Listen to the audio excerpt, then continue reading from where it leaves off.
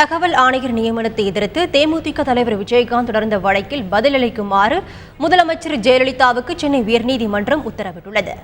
தமிழக தலைமை தகவல் ஆணையர்கள் நியமனத்தை எதிர்த்து தேமுதிக தலைவர் விஜயகாந்த் சென்னை உயர்நீதிமன்றத்தில் மனு தாக்கல் செய்தார்.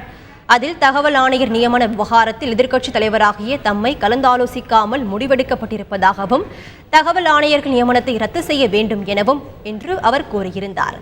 இந்த வழக்கு நீதிபதி சுந்தரேஷ் முன்பு இன்று விசாரணைக்கு வந்தது. அப்போது வழக்கு தொடர்பாக பதிலளிக்குமாறு முதலமைச்சர் ஜெயலலிதா தலைமை தகவல் ஆணையர்கள் மற்றும் தலைமைச் செயலாளர் ஆகியோருக்கு நோட்டீஸ் அனுப்ப நீதிபதி உத்தரவிட்டார்.